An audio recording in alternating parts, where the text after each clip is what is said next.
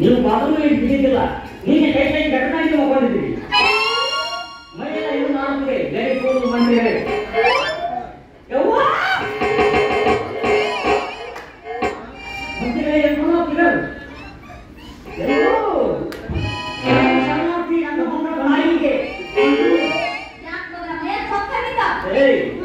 ನನ್ನ ಬೆಲೆ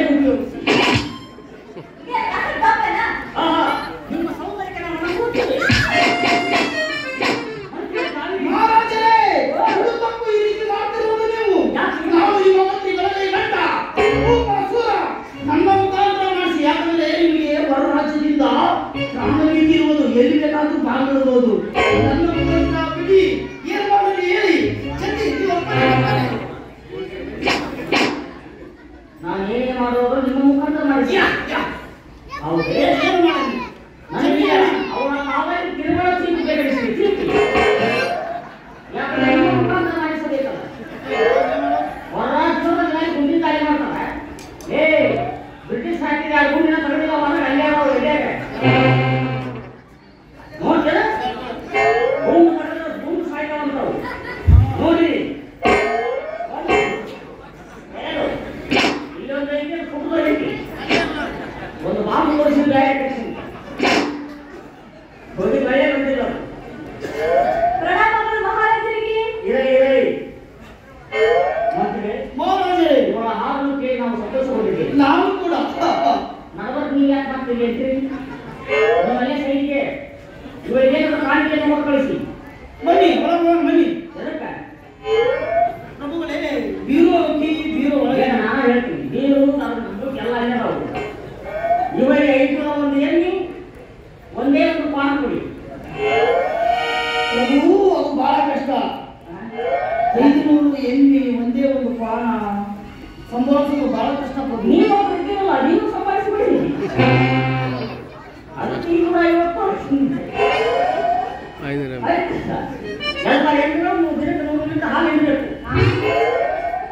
ಹೌದು, ಹಿಂಡೆಲ್ಲ ಮೊಸರು ಹಿಂಡಂತ ಹೇಳಿ ಅವು ನಾಳೆ ನಮ್ಮ ರಾಜ್ಯದಲ್ಲಿ ಎಣ್ಣೆಗಳು ಮೇವು ತಿನ್ನುವುದಿಲ್ಲ, ಬರೀ ಮೊಸರು ಕುಡಿಬೇಕು. ಮ್ಯಾಗ ಹಾಕು ತಾವು ಎಕ್ಕಾಗಿ ಮೊಸರು ಬರ್ತದೆ. ಎಲ್ಲ ರಾಜನ ಅಡಿಗೆ ಒಂದು ಸರಿಯಾದ ಮುಖವನ್ನು ಕೊಡಿ. ನೀವು ಪ್ರಭು ನೀನು ಮುಖಾಂತರ ಮಾಡಿಸಬೇಕಲ್ಲ, ಅದನ್ನು ಹೇಳ್ತೀನಿ ನಾನು. ನನಗಾದ್ರೆ ಕೇಳಿ ಮಹಾರಾಜರೇ, ನೀವೇನ್ ಕಾಣಿಕೆ ಕೊಟ್ಟು ಅದನ್ನ ಭಾಗ್ಯವನ್ನು ಸ್ವೀಕರಿಸಿದ ಮಹಾರಾಜ. ಇಂಥದ್ದು ಬೇಕು ನನಗೆ, ಹಿಂಗೆ ಇರ್ಬೇಕು ನನಗೆ. ಏನ್ ಮಾಡಬೇಕು ಅದನ್ನ?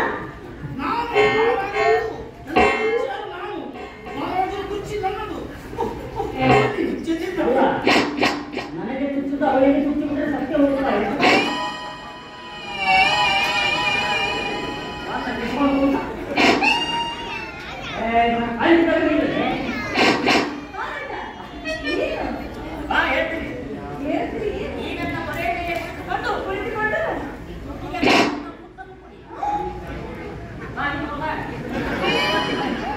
ಆಗಲಿ ಮಹಾರಾಜ, ನಿಮ್ಮ ಆಸೆಯಲ್ಲಿ ದಾಖಲೆ ಈಡೇರಿಸದೆ ಹೋದರೆ ಮಹಾ ಅಪರಾಧವಾಗುತ್ತೆ.